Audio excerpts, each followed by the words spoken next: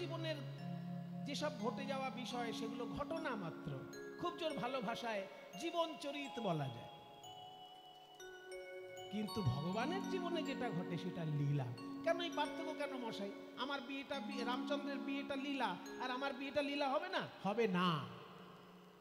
রামচন্দ্রের বিবাহটা লীলা, রামচন্দ্র যখন সীতা দেবীর সঙ্গে বিবাহ হচ্ছে সেটা একটা লীলা। কিন্তু আপনার জীবনের বিয়ের ঘটনা, আমার জীবনের বিয়ের ঘটনা, কৃষ্ণদার জীবনের বিয়ের ঘটনা, এগুলো লীলা নয়, এগুলো ঘটনা মাত্র। কেন ছোট করছেন আমাদেরগুলো? ছোট কেন করছি? কারণ এগুলো মায়ার খেলা। আর ভগবত অবতারে যেগুলো ঘটে সেখানে মায়ার কোনো অধিকার নেই, সেগুলো লীলা শক্তির প্রকার। এই মৌলিক পার্থক্যগুলো যদি আমরা বুঝতে না পারি তাহলে গুলিয়ে ফেলবো সবকিছু। আমার জীবনের বিবাহ, আমার জীবনের জন্ম, আমার জীবনের মৃত্যু, আমার জীবনের যাবতীয় ঘটনা, এগুলো মায়ার খেলা। কিন্তু ভগবানের জীবনে যাবতীয় ঘটনা, ভগবানের জন্ম, ভগবানের বিবাহ, ভগবানের যদি মৃত্যুও ঘটে, দেখা যায় ভগবানের মৃত্যুও আছে। যেমন শ্রীকৃষ্ণের মৃত্যু হয়েছিল জরাব্যাধের স্বরাঘাতে, সেটাও কিন্তু লীলা। সে লীলা আমরা পরিবেশন করি না, করা উচিত না, কারণ ভক্ত প্রাণে ব্যথা পাবে বলে ভগবানের তিরোধানের লীলা সাধারণত গাওয়া হয় না। কিন্তু সেটাও লীলা। কেন না সেখানে মায়ার কোনো দৃষ্টি নেই, সেটা লীলা শক্তির প্রভাবে ঘটছে। আমার জীবনের ঘটনাগুলো মায়া ঘটাচ্ছে, আর ভগবান যেহেতু মায়া থেকে অনেক ঊর্ধ্বে, তাই ভগবানের জীবনের ঘটনাগুলো মায়ার দ্বারা ঘটা নয়, ওগুলো তার আনন্দ শক্তির ঘটনায় ঘটছে, লীলা শক্তির ঘটনায় ঘটছে। এই দুটো জিনিস আগে আমাদের বুঝে নিতে হবে, যে আমরা যে আনন্দ পাই সে আনন্দ আমরা পয়সা দিয়ে কিনতে পারি, কিন্তু ভগবানের কাছে যে আনন্দ আছে সেটা পয়সা দিয়ে কিনতে পারা যায় না, সেটা ভগবান কৃপা করে দিলে তবে পাওয়া যায়, তাই না? পয়সা দিয়ে পাওয়া যাবে। ঠিক একইভাবে আমাদের জীবনের ঘটনাগুলো মায়ার ইচ্ছায় ঘটে যাচ্ছে, কিন্তু ভগবানের জীবনের ঘটনাগুলো মায়ার ইচ্ছায় ঘটে যাচ্ছে না, ভগবানের লীলা শক্তির প্রভাবে ঘটছে। আনন্দ লীলাময় বিগ্রহায়, এই দুটো বৈশিষ্ট্য বলা হলো। ভগবানের অনন্ত গুণ আছে, অনন্ত গুণের মধ্যে দুটো বলা হলো। এইবার বলছে গৌরাঙ্গ মহাপ্রভু দেখতে কেমন? হেমাভ দিব্যচ্ছবি সুন্দরায়। হেমাভ, হেম মানে সোনা, আভা মানে ছটা। আভা, সোনার ছটা যেন সারা গায়ে ঠিকরে বেরোচ্ছে, সোনার ছটা যেন গৌরাঙ্গের শ্রী অঙ্গ থেকে আমাদের দিকে এগিয়ে আসছে, সোনার ছটা। হেমাভ দিব্যচ্ছবি, এখানে ছবি মানে রূপ, দিব্য রূপ। দিব্যচ্ছবি সুন্দরায়, দিব্য রূপ বিশিষ্ট গৌরহরি যেন সোনার আভা তার সর্বঙ্গে ছড়িয়ে আছে। হেমাভ দিব্যচ্ছবি সুন্দরায়, এই পর্যন্ত গৌরহরির কথা বলা হলো, তার বৈশিষ্ট্য কি এবং তিনি দেখতে কেমন। তার বৈশিষ্ট্য হলো তিনি আনন্দময় এবং তিনি লীলাময়। তিনি দেখতে কেমন না সোনার আভাযুক্ত সারা অঙ্গে। এইবার বলা হচ্ছে আমাদের সঙ্গে তার কি সম্পর্ক? আমরা কেন 500 বছর পরেও তার জয়গান গাইছি? 1486 খ্রিস্টাব্দে মহাপ্রভু জন্ম নিয়েছেন, আর এটা একেবারে আধুনিক যুগে আমরা তাকে নিয়ে আলোচনা করছি। তাহলে 500-550 বছর পরেও আমরা যে তার গুণগান গাইছি, কেন গাইছি? তিনি আমাদের কি দিলেন? এইবার সেটা বলা হচ্ছে। তস্मै মহাপ্রেম রস প্রদায়, তিনি আমাদের মহাপ্রেম রস প্রদান করেছেন।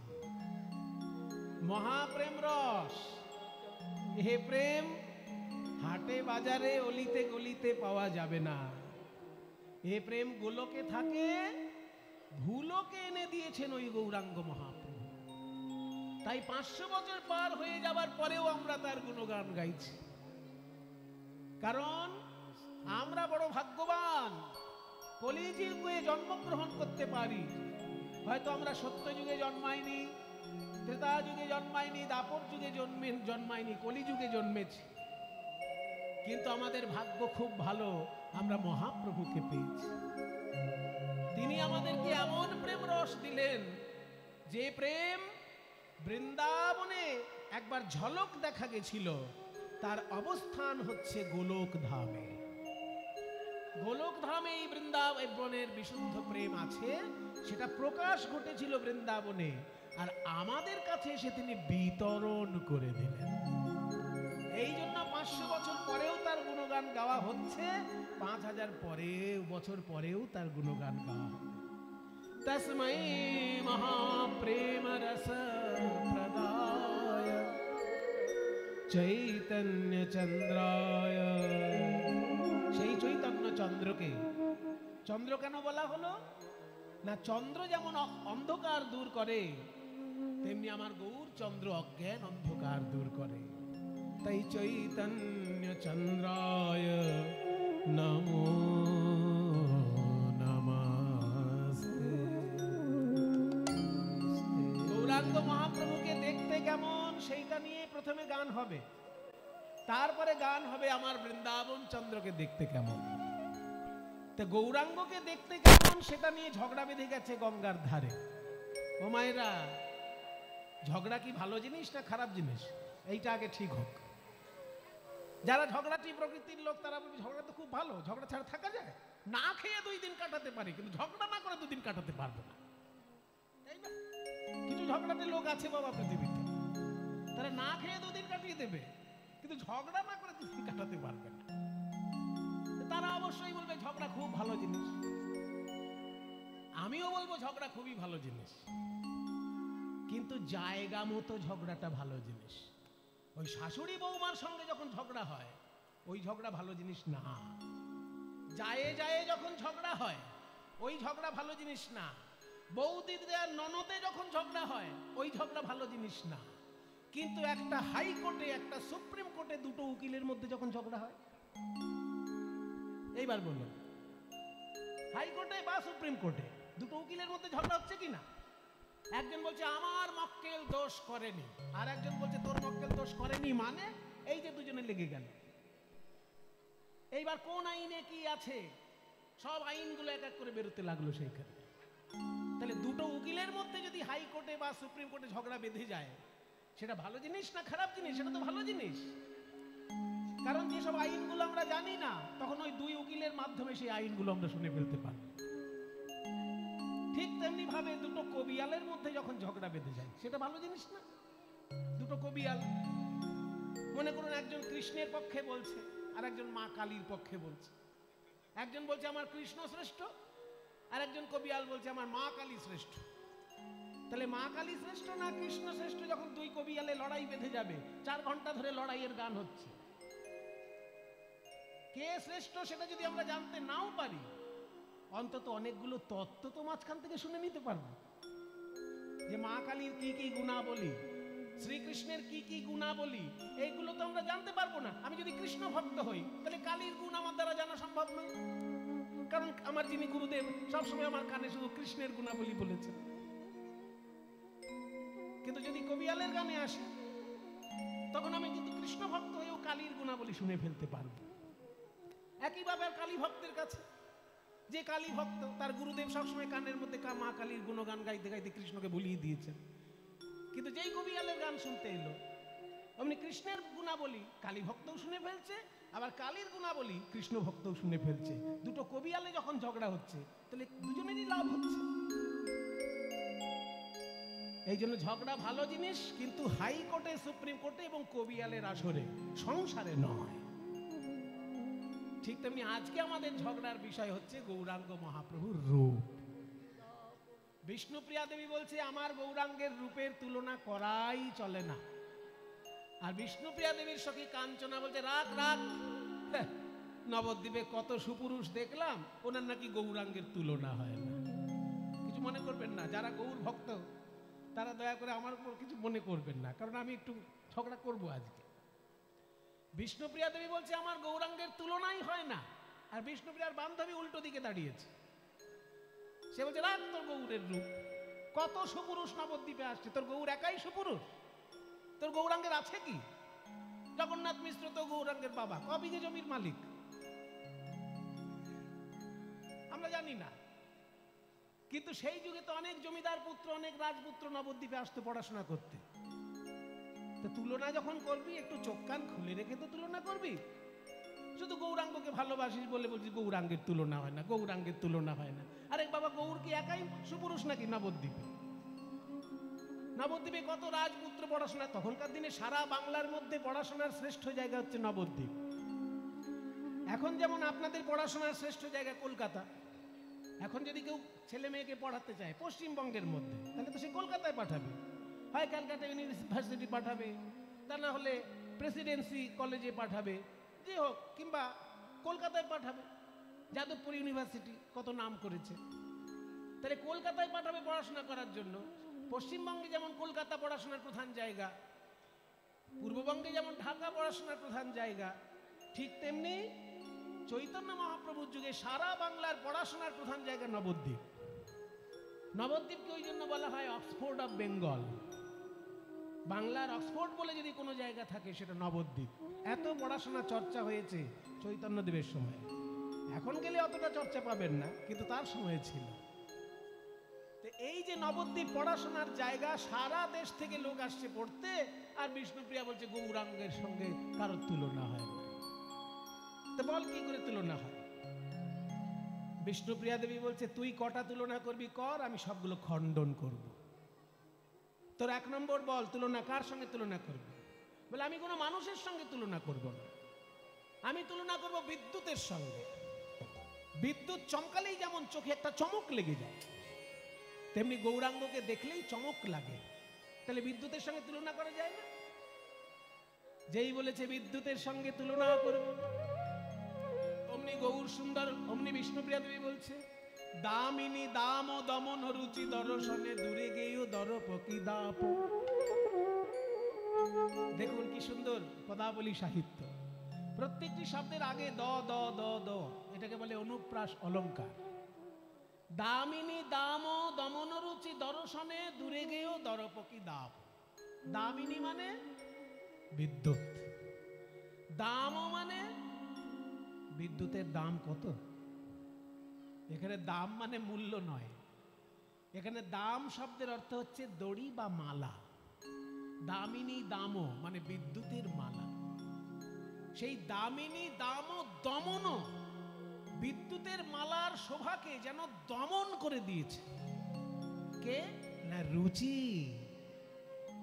এখানে রুচি মানে রূপ, গৌরাঙ্গের রূপ যেন বিদ্যুতের মালার শোভাকে দমন করে দিয়েছে। দামিনী দাম দমন রুচি, সেটা দর্শনে, তাই দেখে দূরে গেও, দূর হয়ে গেল দরপকি দাপ, মানে কন্দর্পদেবের দর্প। কন্দর্পদেবটা আবার কে?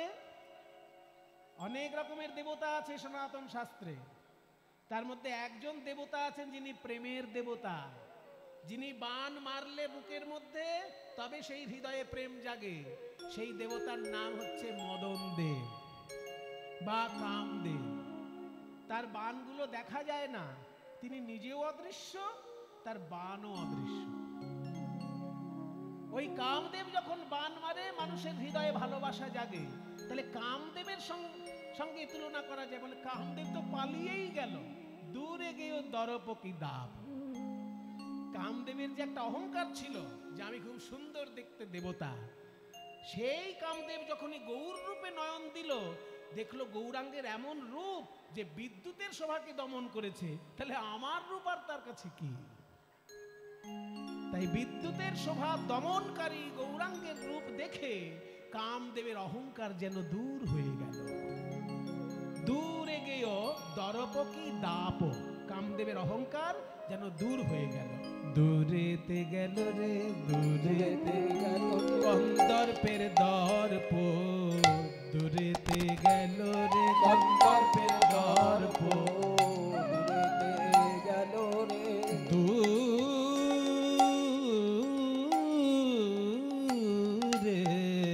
দূরেতে গেল রে দর্পের দর্প, দূরেতে কন্দর্পের রূপে নয়ন দিয়ে নয়ন দিয়ে গন্ধর্বে দর্পরূপে নয়ন দিয়ে গন্ধর্বে দর্পরূপে নয়ন দিয়ে দর্পের দর্প দূরেতে গেল দূরে দর্পকে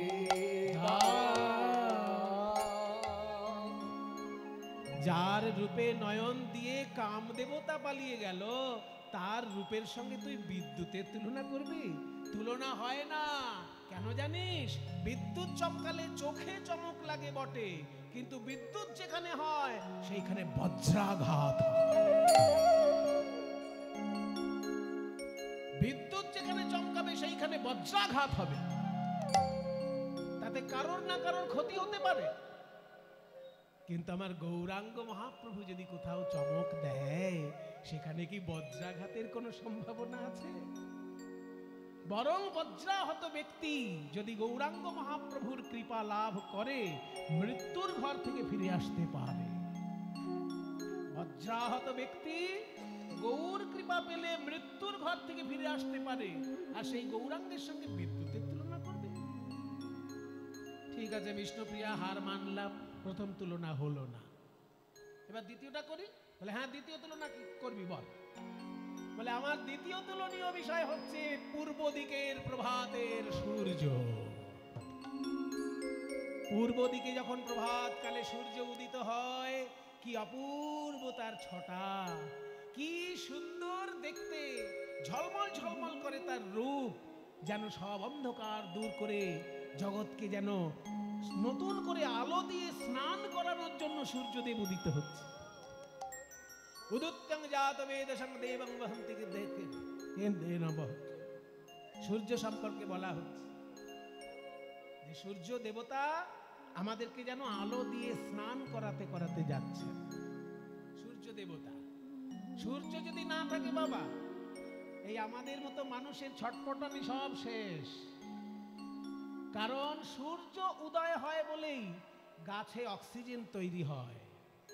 যদি সূর্য উদয় না হতো আর গাছে অক্সিজেন তৈরি না হতো, যত কলকারখানা আছে আর যত গাড়ির ধোঁয়া আছে, সব কার্বন ডাই অক্সাইডে ভরে ভরে ভরে ভরে আমাদের জীবন একদম শেষ করে দিত।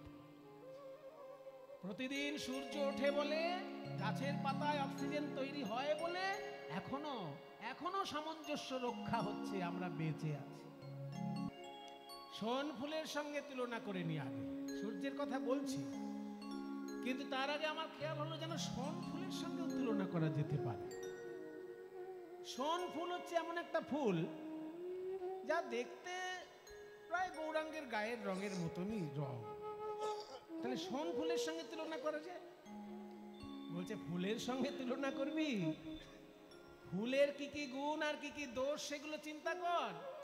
হ্যাঁ, ফুলে মধু থাকে। আমার গৌরাঙ্গের মহাপ্রভুর মুখে যেন একদম মধু ঝরে পড়ছে যখন তিনি হরে কৃষ্ণ নাম প্রচার করছেন, যখন তিনি ভাগবতের শ্লোক ব্যাখ্যা করছেন, যেন একদম মধু ঝরে পড়ছে। তাহলে মধু তো আছেই, ফুলের রং থাকে, হ্যাঁ গৌরাঙ্গেরও রূপ আছে, এগুলো তো গুণ। কিন্তু ফুলের দোষ কি? বলছে ফুলের দোষ হচ্ছে ফুলের মধ্যে পোকা থাকে। আপনি ফুলে ভালো করে গন্ধ শুকতে যাবেন, দেখবেন ভেতর থেকে পোকা বেরিয়ে এসে নাকে কামড়ে দিল। তাহলে ফুলে তো পোকা থাকতে পারে, আবার ভালো ভালো কিছু কিছু ফুলে কাঁটাও থাকে, যেমন পদ্ম ফুল, গোলাপ ফুল, এগুলোতে কাঁটা আছে না? তাহলে কাঁটা আছে, পোকা আছে, আর সেই জিনিসটার সঙ্গে তুই গৌরাঙ্গের তুলনা করবি? বরং আমি জোর করে বলতে পারি, কারোর মন ফুলে যদি 5টি কাঁটা থাকে আর 6টি পোকা থাকে, আমাদের মনটাও একটা ফুল বাবা। তত্ত্বের দিকে যদি বিশ্লেষণ করেন তাহলে দেখবেন মনও একটা ফুল। আসলে পুজো করতে গেলে 5টা জিনিস মিনিমাম লাগে। যে কোনো ঠাকুর মশাই আপনার আশেপাশে থাকলে জিজ্ঞেস করে নেবে।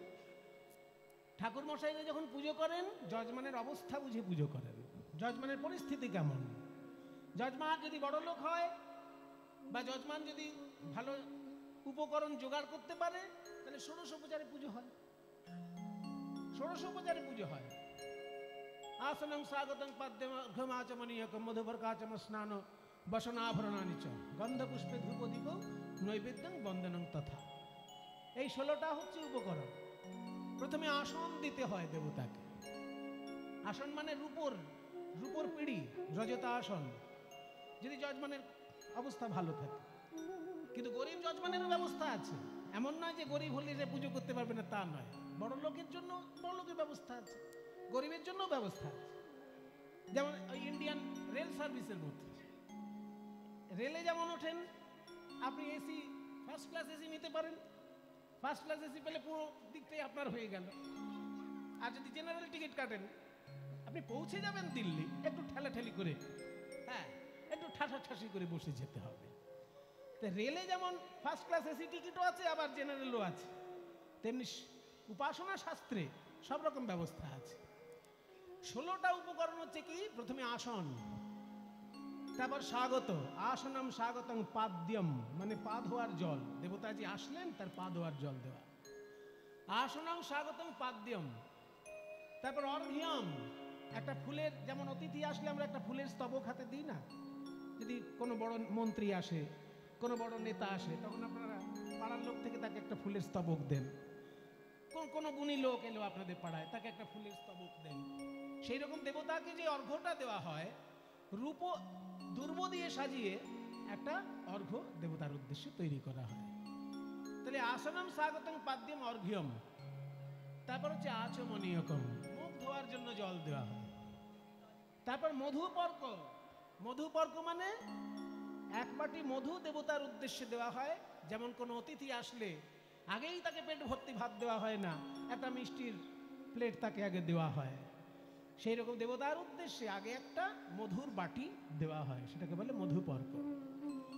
তারপর মধুটা যেহেতু পান করলেন, আবার মুখ ধুতে হবে, সেই আবার মুখ ধোয়ার জন্য যে জলটা দেওয়া হয় তাকে বললে পুনরাচমনীয়োদকম। পুনরাচমনীয়োদক, আবার মুখ ধোয়ার জন্য জল, সেটা উপকরণের মধ্যে পড়ে।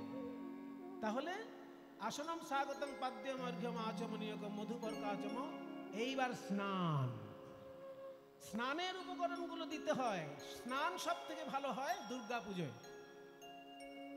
অন্য পুজোয় অতটা বড় করে স্নান দেখা যায় না, কিন্তু দুর্গা পুজোয় খুব স্নানের একটা বড় অংশ থাকে আর কি। তাহলে তারপরে স্নানের জন্য জল দেওয়া হলো, স্নান।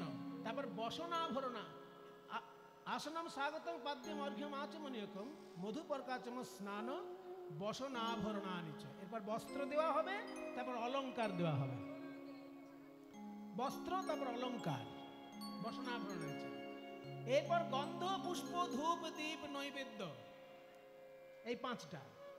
গন্ধ, পুষ্প, ধূপ, দীপ, নৈবেদ্য, এই পর্যন্ত 15 নম্বর। তারপরে হাত জোড় করে ক্ষমা চাওয়া, সেটাও একটা উপকরণ। যে আমি যা যা তোমাকে দিতে পারলাম দেবতা, হয়তো আমার ত্রুটি থেকে গেছে, তুমি কিছু মনে করো না, আমার মনের ভক্তি তুমি গ্রহণ করো। শেষে বন্দনা করতে হয়। এই 16টা হচ্ছে উপকরণ পুজো করতে গেলে। যদি কেউ জোগাড় করতে না পারে, তাহলে তার জন্য মিনিমাম 5টা থাকবে। সেই মিনিমাম 5টা হচ্ছে পঞ্চ উপকরণের, বলে না পঞ্চপ্রকার পুজো। এই পঞ্চ উপকরণের হলো গন্ধ, পুষ্প, ধূপ, দীপ, নৈবেদ্য। গন্ধ মানে অগুরু, চন্দন মিশ্রিত কর্পূর, অগুরু, চন্দন, কর্পূর মিশ্রিত একটি রূপ গন্ধ। পুষ্প, তারপর ফুল, ধূপ, দীপ মানে প্রদীপ, এবং নৈবেদ্য মানে প্রসাদ। এই 5টা জিনিস দেবতাকে দিতেই হবে মিনিমাম পুজো। আর মনে করুন আপনি ট্রেনে যাচ্ছেন 3 দিন ধরে, অথচ আপনার হঠাৎ ঠাকুরকে পুজো করার ইচ্ছা হলো, তখন এই 5টা জিনিস কোথায় পাবেন? তখন যদি 5টা না পাওয়া যায়, একটা ফুল জোগাড় করতে পারলেই পুজো হয়। কারণ ফুলের মধ্যে একসঙ্গে 3টে জিনিস পাওয়া যাচ্ছে। ফুলে গন্ধ আছে, ফুল নিজেই পুষ্প, আবার ফুলে মধু আছে, তখন সেটাই নৈবেদ্যের কাজ হবে। কিন্তু ট্রেনে আপনি যে 3 দিন ধরে যাবেন, সেখানে ফুলও তো পাবেন না। তখন শাস্ত্র নির্দেশ দিচ্ছে যে বাইরের কোনো উপকরণ যদি জোগাড় করতে না পারা যায়, তখন ভিতরের উপকরণ দিয়ে দেবতাকে পুজো করা হয়। তাকে বলে মানসোপচারে পূজা। সেই ভিতরের উপকরণ কি না? চিত্তং প্রকল্পয়েত পুষ্পম প্রাণা ধূপং প্রকল্পয়েত। এগুলো সবার জেনে রাখা দরকার। যে মনে করুন আপনি ট্রেনে যাচ্ছেন, আপনার আরাধ্য দেবতাকে পুজো করার ইচ্ছে হলো, তখন ফুল পাবেন কোথায়? সেই জন্য তখন চিত্তটাই ফুল, তখন নিজের মনটাকে ফুল মনে করে আর দেবতার চরণ চিন্তা করে সেটা সমর্পণ করতে হবে। এটাই হলো মানসিক পুজো বলে একে, মানস উপচারে পূজা। তাহলে মনকে ফুল করে যখন দেবতাকে তুমি পুজো করবে, এই মন ফুল করতে গেলে মনের মধ্যে কি কি পোকামাকড় আছে সেগুলো জানা দরকার। তুমি একটা ফুল ভগবানকে দেবে, তাতে পোকা কিলবিল করছে, সেই ফুল তো দিতে পারবে না। তাহলে মনটা যে তুমি ভগবানকে দেবে, মনের মধ্যে পোকা কি কি থাকে? আছে 5টি কাঁটা 6টি পোকা, আছে 5টি কাঁটা 6টি পোকা, 5টি কাঁটা গো, আছে 5টি কাঁটা 6টি পোকা, 5টি কাঁটা 6টি পোকা, 5টি কাঁটা গো, আছে 5টি কাঁটা 6টি পোকা, 5টি কাঁটা গো, 5টি কাঁটা 6টি পোকা, 5টি কাঁটা 6টি পোকা। 5টি কাঁটা আর 6টি পোকা আছে মন ফুলের মধ্যে। মন ফুলেতে যায় গো দেখা 5টি কাঁটা 6টি পোকা, মন ফুলেতে যায় গো দেখা 5টি কাঁটা 6টি পোকা। এই মন রূপী ফুলের মধ্যে 5টি কাঁটা আছে 6টি পোকা আছে। বাবা সাবধান। কিছু কিছু লোক ভাবছে কীর্তনিয়ার কাছে কীর্তন শুনে আমাদের লাভ হলো, প্রতিদিন ঠাকুরের জন্য একটু ফুল কিনতাম, এবার ফুলটা কেনা বন্ধ করে দেবো, ওই পয়সা ব্যাংকে জমিয়ে দেবো, কারণ মন ফুলে পুজো হয়ে যাবে। তো এই ধান্দাবাজি যদি কেউ করেছো বাবা, তাহলে কিন্তু অধঃপতনের শেষ নেই। কারণ তোমার মনটা এখনো পরিষ্কার নয়, এই কথা শুনে বোঝা যাচ্ছে। মনটা যদি পরিষ্কার হতো তাহলে এই পোকামাকড় গুলো মনের মধ্যে থাকতো না। মনের মধ্যে পোকা কয়টি? 6টি। কি কি? কাম, ক্রোধ, লোভ, মোহ, মদ, মাৎসর্য। এই কাম, ক্রোধ, লোভ, মোহ, মদ, মাৎসর্য পোকা যদি মনের মধ্যে কিলবিল করে, সেই মনটা ঠাকুরকে দেওয়া যাবে? আর 5টি কাঁটা হচ্ছে 5 রকমের অহংকার। জাতি, বিদ্যা, মহত্তঞ্চ, রূপ, যৌবনমেব চ যত্নেন পরিবর্জে ভক্তিস্তু পঞ্চকণ্টকা। শাস্ত্র বলছে ভক্তি জগতে 5টি কাঁটা মন থেকে সরিয়ে দেবে। কি কি? 5 রকমের অহংকার। প্রথমে জাতির অহংকার, আমি ব্রাহ্মণ। এই অহংকার যদি নিয়ে তুমি পুজো করতে বসো, তাহলে কিন্তু তোমার প্রথমেই পুজো ঠাকুর গ্রহণ করলেন না। তুমি যদি ব্রাহ্মণ হও সেটা তোমার সৌভাগ্য, কিন্তু সেটা নিয়ে তুমি অহংকার করলেই তোমারও কিন্তু ঠিক ঠিক পুণ্য লাভ হবে না পুজো করে। তুমি যদি ব্রাহ্মণ হও ভালো কথা, তুমি বাবার কাছ থেকে সংস্কার পেয়েছো, তোমার বাবা ঠাকুর দাদার কাছ থেকে সংস্কার পেয়েছে, তিনি তার বাবার কাছ থেকে পূর্বপুরুষানুক্রমে তুমি সংস্কারটা পেয়েছো। কিন্তু তাই বলে তুমি যদি অহংকার করে পুজো করতে বসো, তাহলে কিন্তু প্রথমেই পুজোটা একদম ওই 1 ঘটি দুধে গোচনা পড়ে গেল। তাই জাতির অহংকার ত্যাগ করতে হবে পুজো করতে গেলে। বিদ্যার অহংকার, আমি এত বড় পণ্ডিত, এইটা ভেবে নিয়ে যদি কেউ পুজো করতে বসে, তাহলে পুজোতে তার ভক্তি উদয় হবে না, শুধু মন্ত্র পাঠ হবে। তাই বিদ্যার অহংকার থাকা চলবে না। জাতিবিদ্যা, তারপর মহত্ব, আমি খুব বড় মানুষ, লোকে আমায় খুব মানে, এইটা যদি ভেবে তুমি পুজো করতে বসো, তাহলে তোমার ভক্তি উদয় হবে না। মহত্বের অহংকার ত্যাগ করতে হবে। জাতিবিদ্যা, মহত্ব। তারপর রূপ, আমি দেখতে খুব সুন্দর, আমি পুজোর সময় বসলে সবাই আমার দিকে তাকিয়ে থাকে, এই ভেবে যদি পুজো করতে বসো, তাহলে তোমার পুজো গ্রহণ করবে না ঠাকুর। রূপের অহংকার। তারপর হচ্ছে যৌবনের অহংকার, আমি কি বুড়ো হাবড়াদের মতন উল্টো পাল্টা করবো, আমি যা করবো একদম ঠিকঠাক করবো। এই যে বুড়ো হাবড়া ভেবে তুমি নিজেকে যে বুড়োদের থেকে শ্রেষ্ঠ মনে করছো, এটা হচ্ছে যৌবনের অহংকার। এই 5 রকমের অহংকার ত্যাগ না করলে তোমার মন ফুল ঠাকুরের সেবায় লাগলো না। তাই 5টি কাঁটা 6টি পোকা, আছে 5টি কাঁটা 6টি পোকা, এই মন ফুলেতে যায় গো দেখা 5টি কাঁটা 6টি পোকা, এই মন ফুলেতে যায় গো দেখা 5টি কাঁটা 6টি পোকা। 5টি কাঁটা 6টি পোকা তোমার মন ফুলে, আর এই মন তুমি ঠাকুরকে দেবে কি করে? দিতে পারবে না। ওই জন্য কৃষ্ণ লীলা শোনার আগে গৌরাঙ্গ মহাপ্রভুর কথা শুনতে হয়। যদি কোনো ভক্ত হা গৌর প্রাণ গৌর বলে কাঁদতে পারে, তাহলে তার মন ফুল থেকে ওই 5টি কাঁটা 6টি পোকা সব দূর হয়ে যায়। হা গৌর প্রাণ গৌর বলে কাঁদতে পারলে মন ফুল থেকে কাঁটা পোকা দূর হয়ে যায়, আর সেই গৌরাঙ্গের সঙ্গে তুই ফুলের তুলনা করছিস। তাই শোন, ফুলও বাতিল। ওই যে বলছিলি সূর্য, সূর্য উদয় হয়ে যেমন সকলকে আলো দেয়, তেমনি গৌর সুন্দর জ্ঞানের আলো দেয়। কিন্তু সূর্য কি শুধু আলো দেয়? আলোর সঙ্গে তাপও দেয়, ভয়ঙ্কর তাপ সূর্যের। তাহলে সেই তাপ দেয় সূর্য, আর গৌর সুন্দরকে চিন্তা করলেই তাপ দূর হয়ে যায়। কি করে তুই সূর্যের সঙ্গে তুলনা করবি? প্রাত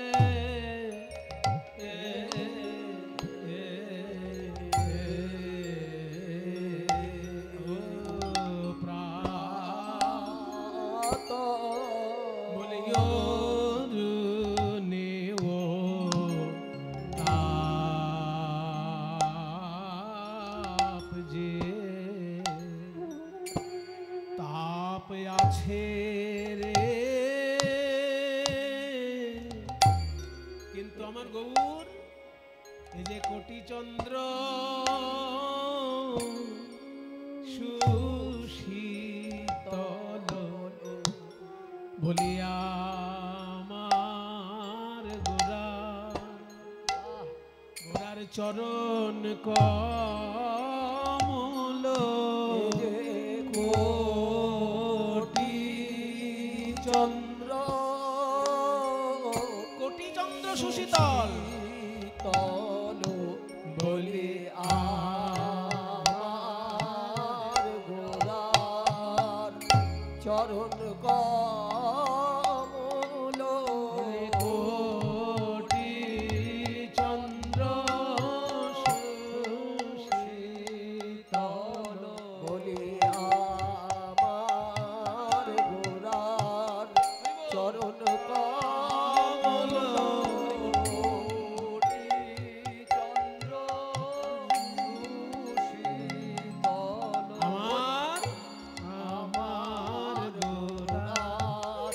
চরণ কমল কোটি চন্দ্র সুশীতল বলিয়া আমার গোরার চরণ কমল কোটি চন্দ্র সুশীতল একবার শরণ নিলে প্রাণ হয় শীতল।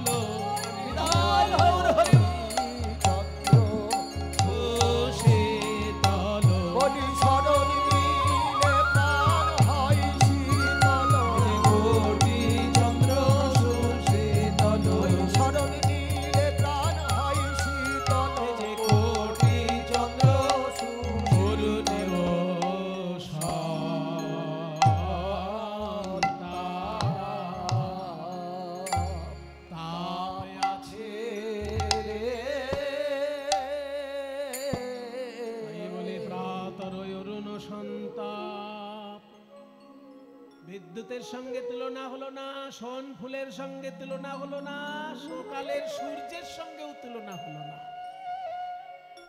আর কটা করবি তুলনা? সারাদিন কি তুলনা করবি নাকি বসে বসে?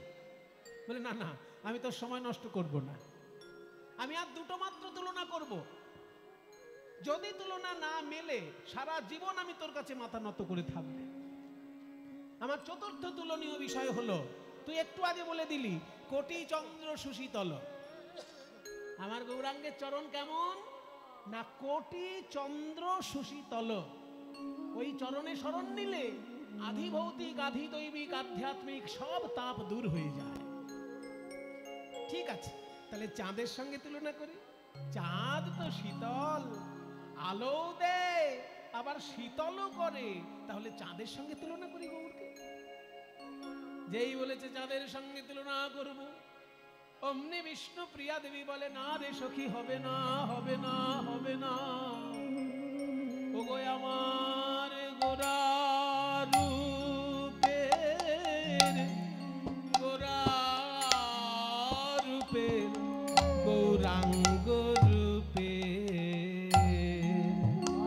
যাও বলি হারি। সজনী রে গোরা রূপে, আমার গোরা রূপের গৌরাঙ্গ রূপে যাও বলি হারি। সজনী রে গোরা রূপের বলি হারি, যাই রে গোরা রূপের রূপের বলি বলি হারি যাই রে।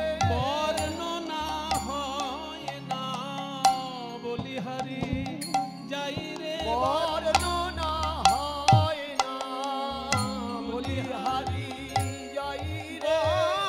বর্ণনা হয় না আমার গোরা রূপে বর্ণনা হয় না গোরা রূপের বর্ণনা হয়, আমার গোরা রূপের বর্ণনা হয়, আমার গোরা রূপের বর্ণনা হয়, আমার গোরা রূপের বর্ণনা হয়, আমার গোরা রূপের বর্ণনা হয়, আমার গোরা রূপের বর্ণনা হয়, গোরা রূপের বর্ণনা হয়, গোরা রূপের বর্ণনা হয়, গোরা রূপের বর্ণনা হয়, গোরা রূপের বর্ণনা হয়, গোরা রূপের বর্ণনা হয়, গোরা রূপের বর্ণনা হয় না বলি হারি যাই রে গোরা রূপের, গোরা রূপের গৌরাঙ্গ রূপে যাও বলি হারি।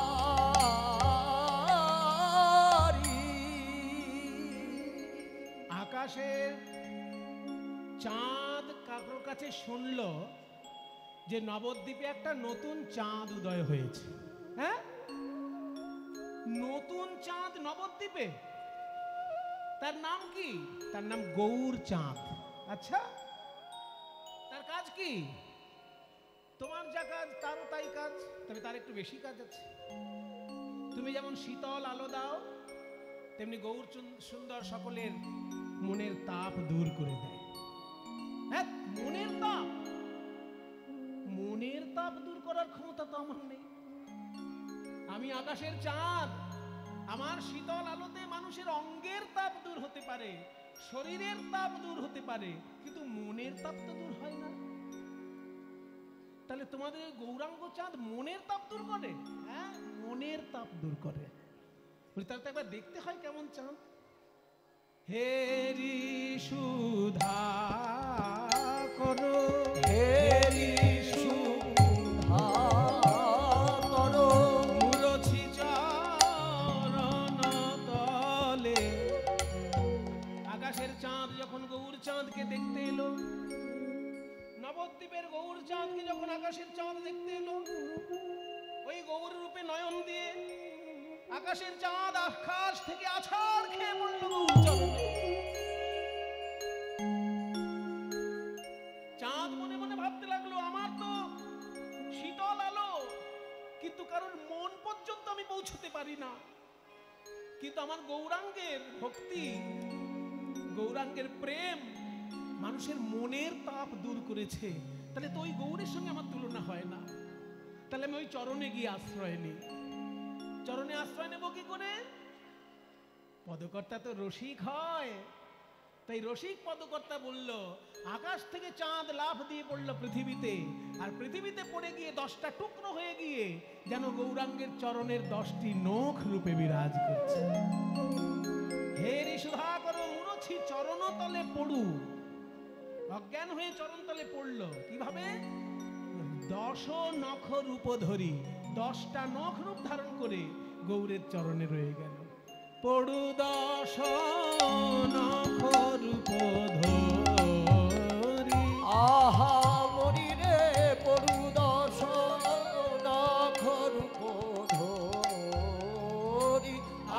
করি রে পরুদশ আকাশের চাঁদ এসে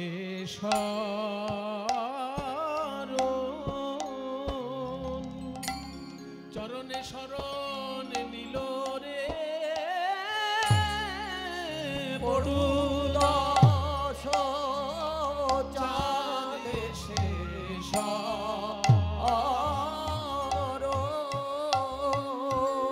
ওগো আমায় চরণ ছাড়া করোনা বলে চাঁদ এসে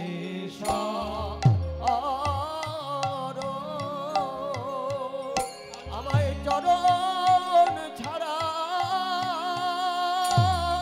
করোনা বলে কৃপা করে যদি শরণ দিলে চরণ ছাড়া করোনা বলে কৃপা করে যদি শরণ দিলে চরণ ছাড়া করোনা বলে কৃপা করে যদি শরণ দিলে চরণ ছাড়া করোনা বলে কৃপা করে যদি শরণ দিলে চরণ ছাড়া করোনা বলে কৃপা করে যদি শরণ দিলে চরণ ছাড়া করোনা বলে চাঁদ এসে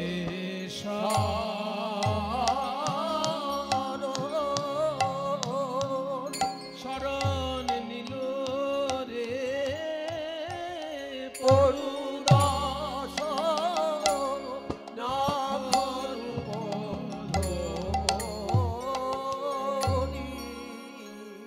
চাঁদের সঙ্গেও তুলনা হলো না, চারটে তুলনা বাতিল হয়ে গেল, আর একটা মাত্র তুলনা পড়ে আছে। এটা যদি না মেলে তাহলে বিষ্ণুপ্রিয়ার কাছে আমি হেরে যাব এবং সারা জীবন মাথা নত করে থাকতে হবে আমায়।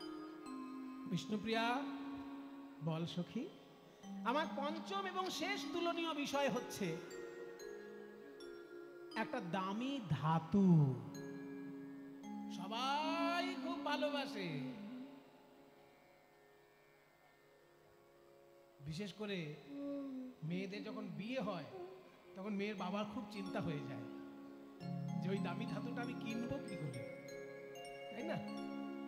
সোনা সোনা সোনাকে কে না ভালোবাসে, তাহলে সোনার সঙ্গে গৌরকে তুলনা করে দিই। হ্যাঁ, উনি আবার বলছেন এখন ৮০,০০০ ছুঁই ছুঁই সোনা, তাহলে 10 গ্রামে ৮০,০০০-এর কাছাকাছি পৌঁছে গেছে। তাহলে সোনার সঙ্গে তুলনা করা যায়, কারণ গৌরসুন্দরকে দেখতে যেমন সোনার মতো উজ্জ্বল, তারপরে সোনার লোকে অলংকার করে, গৌরাঙ্গকেও লোকে অলংকার করে, ভক্ত যারা তারা গৌরকে অলংকার করে ধারণ করে, তাহলে সোনার সঙ্গে তুলনা করি।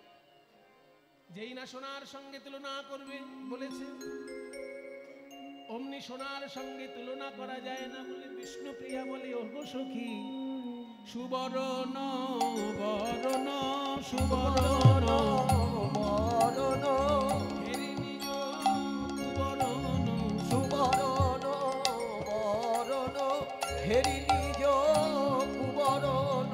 সোনা সোনা একবার গৌরাঙ্গ মহাপ্রভুর দিকে দেখে আর একবার নিজের দিকে দেখে, লোকে বলে আমার সঙ্গে নাকি গৌরাঙ্গের তুলনা হয়। আমি সারা জীবন লোকের অলংকার হয়ে থাকছি, আর গৌরাঙ্গ তো সেদিন জন্মগ্রহণ করল। তাই সোনা যখন গৌরকে দেখতে এলো, একবার গৌরাঙ্গের দিকে দেখে আর একবার নিজের দিকে দেখে, আর নিজের প্রতি ঘৃণা জন্মাচ্ছে। গৌরাঙ্গকে দেখছে, হাঁ করে দেখছে, আর নিজেকে যখন দেখছে সুবর্ণ বরণ, সুবর্ণ মানে সোনা, সুবর্ণ মানে সোনা, বরণ মানে রং, একবার নিজের রং দেখছে একবার গৌরের রং দেখছে। তারপর মানি আপন মনস্তাপে, নিজেকে হীনমন্যতায় ভুগছে সোনা, নিজের দিকে তাকিয়ে ঘেন্না হচ্ছে নিজের উপর। হেরি নিজ কুবরণ সুবরণ বরণ হেরি নিজ কুবরণ বরণ হেরি নিজ কুবরণ মানে আপন মনস্তাপে সজনী রে মানিয়া মন মনস্তাপে। নিজের দিকে তাকিয়ে যখন নিজের উপর ঘেন্না হচ্ছে, কেন ঘেন্না হলো? নয় সোনা ভাবছে লোকে আমাকে ভালোবাসে, আমাকে ভালোবেসে হার করে গলায় পরে, আংটি করে আঙুলে পরে, কিন্তু আমি যে কঠিন আর আমার গৌর চরণ যে কোমল। শুধু কি তাই? আমি শুধু কঠিন তা নই, আমাকে যদি কেউ পরে তার অহংকার হবার সম্ভাবনা আছে, কিন্তু গৌরাঙ্গকে যদি কেউ অলংকার করে তার কি অহংকার হবার সম্ভাবনা আছে? তাই গৌরাঙ্গের সঙ্গে আমার তুলনা হয় না। আমি আগুনে ঝাঁপ দেব, আমি আগুনে ঝাঁপ দেব। ওগো শ্যাকরা, তুমি বরং আমাকে আগুনেই ফেলে দাও। লোকে বলে শ্যাকরা সোনাকে পুড়াচ্ছে, কিন্তু পদকর্তা বলছে না না, সোনাই শ্যাকরাকে অনুরোধ করছে যে গৌরাঙ্গের সঙ্গে তো আমার তুলনা হয় না, তাই তুমি বরং আমাকে আগুনেই পুড়িয়ে দাও, আগুনে পুড়িয়ে দাও। নিজ তনু জারি ভসম সম গণইতে নিজ তনু জারি ভসম সম গণইতে নিজ তনু জারি, জারি মানে পুড়িয়ে, বর্গের জয়াকার রয় হসি, জারণ ঘটিয়ে, মানে নিজের দেহটাকে পুড়িয়ে নিজ তনু জারি ভসম সম গণইতে, ছাই করে ফেলবে বলে। ভস্ম মানে ছাই, ছাই করে ফেলবে বলে, নিজেকে পুড়িয়ে ছাই করবে বলে সোনা পৈঠলো, প্রবেশ করলো অনল সন্তাপে, আগুনের তাপে।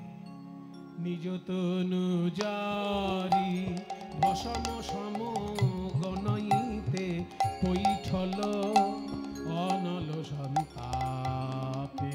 আহামরি রে পৈঠল অনল সন্তাপে, আহামরি রে পৈঠল।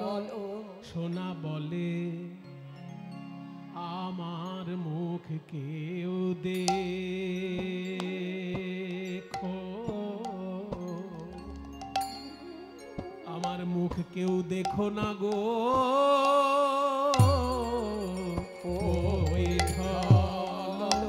বলে আমার মুখ কেউ দেখো,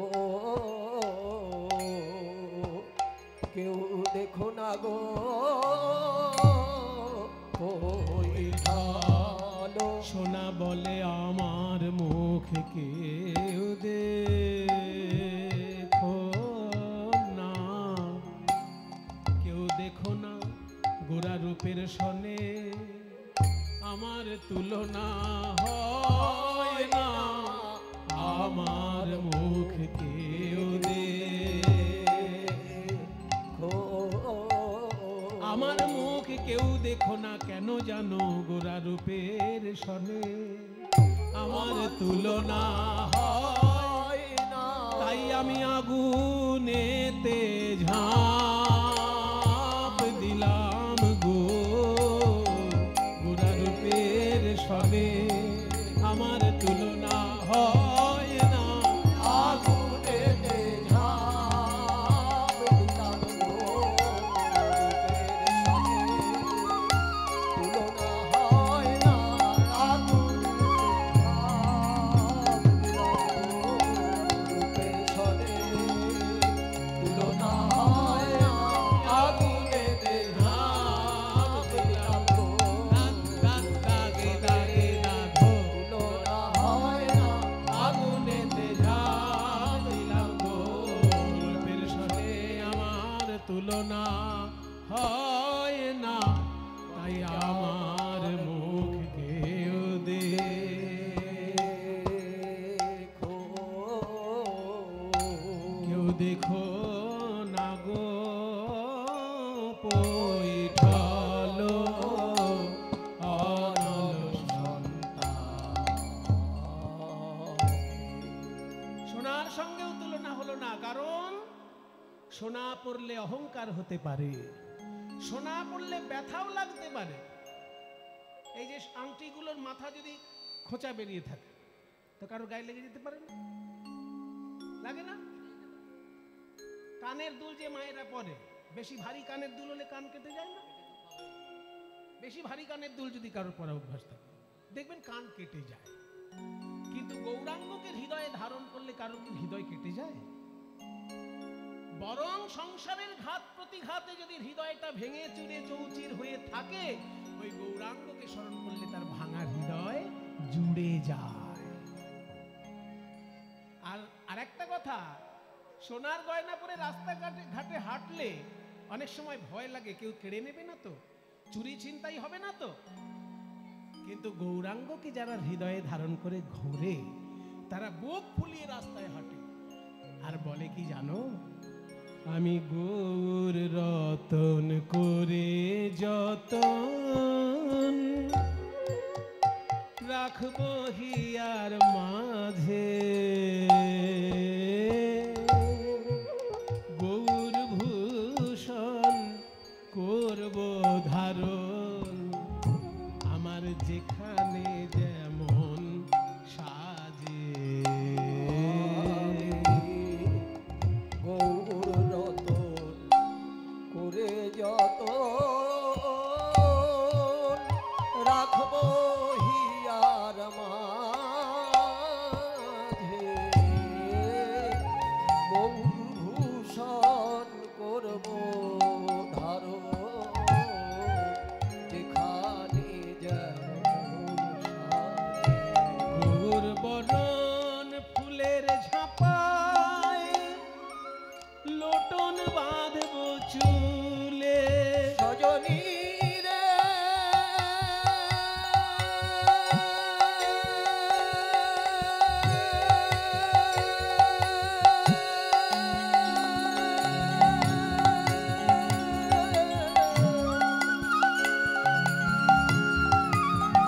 সজনী রে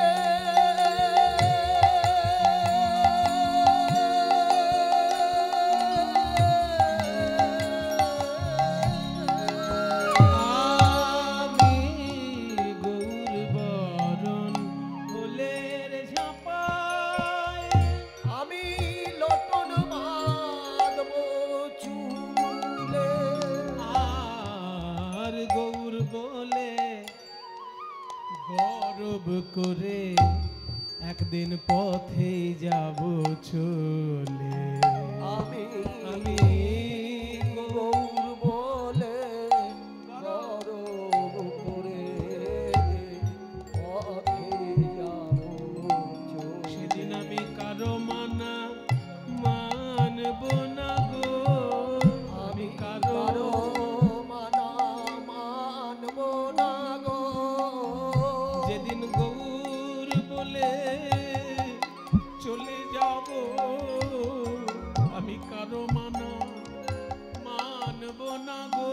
যেদিন গৌর বলে চলে যাব, সেদিন কারো মানা মানব না গো।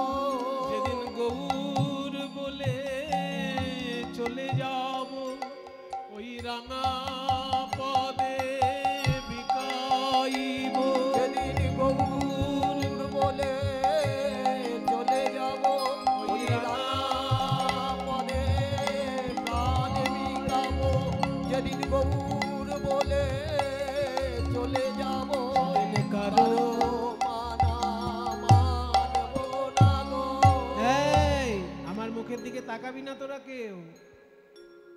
আমি যেমন গৌর রূপে উন্মাদ হয়ে গেছি, আমার মুখের দিকে যদি তোরা তাকাস তোদের কিন্তু একই অবস্থা হবে। কেউ তাকাবি না আমার মুখের দিকে। কাঞ্চনা সখী আমার দিকে যেন তাকাবি না, তাহলে আমার মতো অবস্থা হবে কিন্তু। অমন করে দেখছো কি সই গোরা রূপে আমার সকলই গেল ভেসে। সজনী রে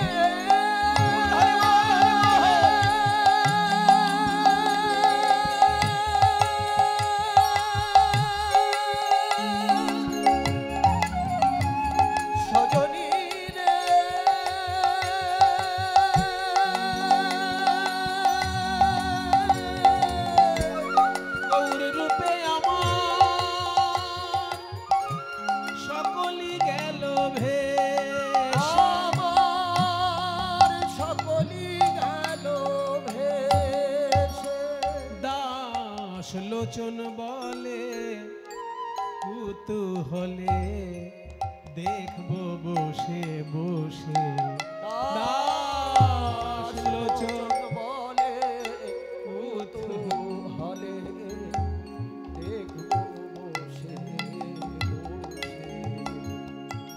পদকর্তা লোচন বলছে, আমার দেখলাম এক এক করে সবাই ছেড়ে যাচ্ছে, আমি গৌরকে ভালোবেসে বলেছি বলে। আমি আরো দেখতে চাই আরো কারা কারা যাবে। আমি দেখতে চাই আমার কারা গেল আর কারা আছে, আমার কারা গেল আর কারা আছে।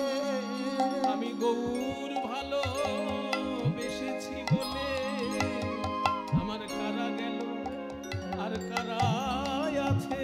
আমি গৌর ভালো বেসেছি বলে দেখবো কারা আমায় ভালোবাসে। আমি গৌর ভালো বেসেছি বলে দেখবো কারা আমায় ভালোবাসে। আমি গৌর ভালো বেসেছি বলে দেখবো কারা গেল আর কারা আছে। কাঞ্চনা এবার বিষ্ণুপ্রিয়ার কাছে হাত জোড় করেছে, আমার ঘাট হয়েছে বাবা তোর গৌরের সঙ্গে তুলনা করতে গিয়ে। 5খানা উপকরণ দিলাম, একটাও তুলনায় মিলল না। 5টা তুলনা যদি না মেলে 5000 তুলনা করলেও মিলবে না। কাজে আমি আর সময় বাড়াতে চাই না, তোর কাছে আমি ক্ষমা চাইছি বিষ্ণুপ্রিয়া, আমি আর কোনোদিন তুলনা করব না গৌরের রূপ নিয়ে। কিন্তু একটা কথা তুই আমায় বল, কেন কোনো জিনিসের সঙ্গে গৌরের তুলনা করা যাচ্ছে না? কিছু না কিছু একটা খুঁত বেরিয়ে যাচ্ছে। পদকর্তা বলছেন, কেন তুলনা করা যাচ্ছে না জানো? তুমি যে উপকরণগুলো দেখাচ্ছ তুলনা করতে গিয়ে, সেগুলো সব বিধাতার তৈরি, আর আমার গৌর রূপ তো বিধাতার তৈরি নয়। ওই যে বললাম মায়া আর মায়ার ঊর্ধ্বে, তুমি যেগুলো দেখাচ্ছ ওগুলো তো মায়াইক জগতের জিনিস, বিধাতা তৈরি করেছে ওইগুলো। আর গৌরাঙ্গের সমতুল্য বা গৌরাঙ্গের থেকে অধিক জ্ঞান সে তো বিধাতারও নেই, সে আর একটা গৌর তৈরি করবে কি করে? তাই বলি, যা সম অধিক, যার সমান অনুভব নেই, যার অধিক অনুভবও নেই। অনুভব মানে এখানে এক্সপেরিয়েন্স, কিন্তু এখানে অনুভব বলতে আমরা যেটা বুঝি সেটা নয়। এখানে অনুভব শব্দের অর্থ হচ্ছে এক্সপেরিয়েন্স। হিন্দিতে বলে, দেখবেন হিন্দি ভাষী যারা, আপকা ইস কাম কা কোই অনুভব হ্যায়, হিন্দিতে যখন ইন্টারভিউ হবে তখন এরকম জিজ্ঞেস করে, ইস কাম কা আপকা কোই অনুভব হ্যায়, মানে এই কাজের কোনো এক্সপেরিয়েন্স আছে আপনার? এখানে অনুভব মানে এক্সপেরিয়েন্স। এখানে অনুভব মানে আমি ওই যে অনুভব করছি এখন গরম লাগছে, অনুভব করছি ঠান্ডা লাগছে, ওই অনুভব নয়। কিন্তু এখানে অনুভব মানে এক্সপেরিয়েন্স। তাহলে যা সম অধিক বিধিক নাহি অনুভবী, যার সমান অভিজ্ঞতা বা অধিক অভিজ্ঞতা বিধাতারও নেই, সে কি করে আর একটা গৌর তৈরি করবে? যা সম অধিক বিধিক নাহি অনুভবী, যা সম অধিক বিধিক নাহি অনুভবী, তুলনা দিবার নাহি ঠোর। আহামরি রে তুলনা দিবার নাহি ঠোর, আহামরি রে তুলনা দিবার নাহি ঠোর, তুলনা করার কোনো উপায় নেই, কারণ বিধাতার ঘটে অত অনুভব নেই যতটা গৌরের আছে। তুলনা দিবার নাহি ঠোর, আহামরি রে জগদানন্দ কহু বহু তুলনা বহু, জগদানন্দ বহু বহু তুলনা বহু। এত সুন্দর পদটি যিনি রচনা করেছেন তার নাম জগদানন্দ ঠাকুর। সবাই মিলে একটু তার উদ্দেশ্যে হাত জোড় করুন। জগদানন্দ ঠাকুর লিখছেন এত সুন্দর পদ, জগদানন্দ বহু বহু তুলনা বহু, জগদানন্দ বহু বহু তুলনা বহু। যে নিরুপম গৌর কিশোর, আহামরি রে নিরুপম তুলনা হয় না, নিরুপম তুলনা হয় না, নিরুপম গৌর কিশোর রে ও নিরুপম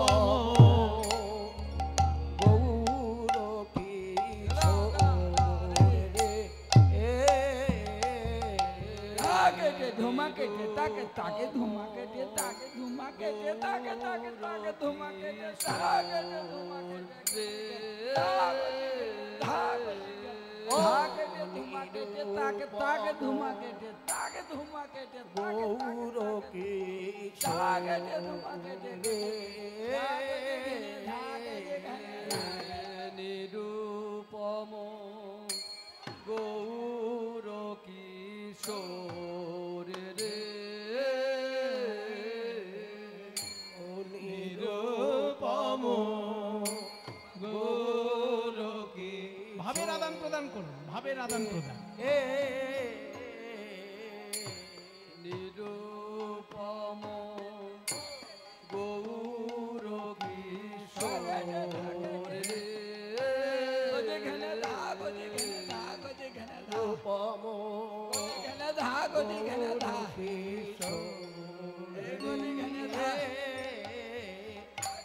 নিরূপম গৌর কিশোর রে ও নিরূপম গৌর কিশোর হে ও খেটা ধৈয়া গুরু ধেলা ধৈয়া ও তেরে খেটা নাগে ধেলা ধৈয়া ও তেরে খেটা নাগে ধেলা ধৈ গুরু তা ঝাউ তা ধুমা খেটা কি তাকি কথা তোকে তাকি তেরে খেটা তাকি তেরে খেটা দাগুল ধৈ তেরে খেটা দাগুল ধৈ তেরে খেটা ধৈ ও নিরূপম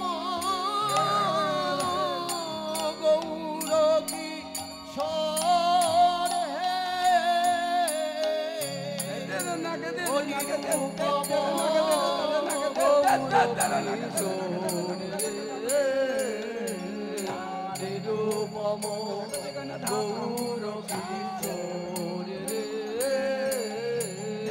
নিরূপম গৌর কিশোর রে নিরূপম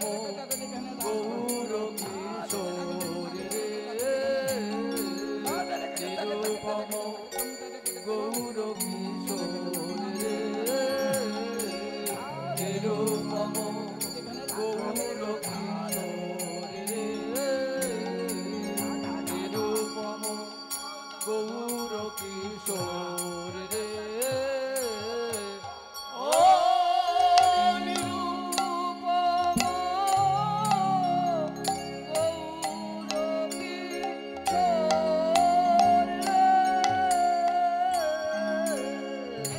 খেটা খেটা কি হিলে তা খেটা খেটা কি হিলে খেটা কি ধিলে তা খেটা কি ধিলে তা খেটা তা তিন তা খেটা খেটা খেটা ধৈ তা খেটা খেটা ধৈ তা দাখিতে ঝা ঝা আ দাখিতে ঝা আ দাখিতে ঝা ও নিরূপম গৌর কিশোর হে নিরূপম গৌর নিরূপম গৌর কিশোর হে নিরূপম গৌর কিশোর হে নিরূপম গৌর কিশোর হে নিরূপম গৌর কিশোর হে নিরূপম গৌর কিশোর হে নিরূপম গৌর কিশোর হে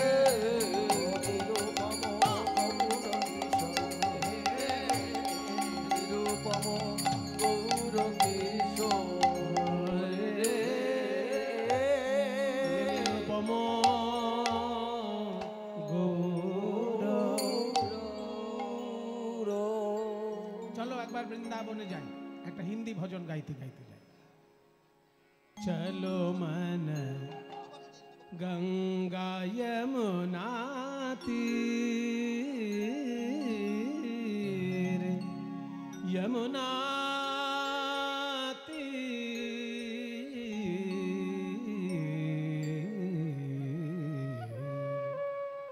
গঙ্গা যমুনা তীর যমুনা তীর যমুনা তীর চলো গঙ্গা যমুনা মায়েরা উলুধ্বনি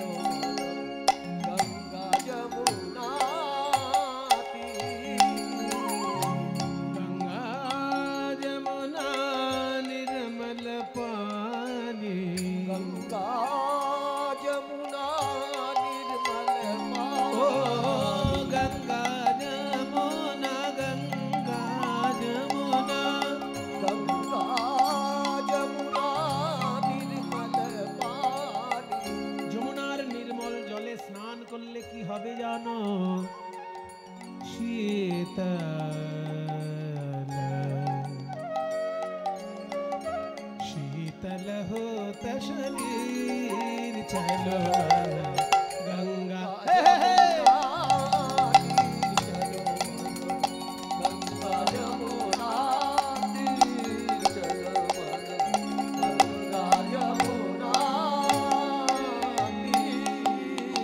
जमुना के किनारे पे जाके हम क्या देखेंगे? हम कुछ नहीं जानता है, हम कुछ नहीं जानता है, आप बताइए। हम যখন হবে তখন তা হবে না, জানতা হয় হবে না, हम कुछ नहीं जानते हैं। एक और करो, बोलो ना भाई। हम कुछ नहीं जानते हैं। ओ जमुना के किनारे में जाके हम क्या देखेंगे? देखेंगे बंसी बजावत नाचत कान्हा। बंसी बजावत नाचत कान्हा।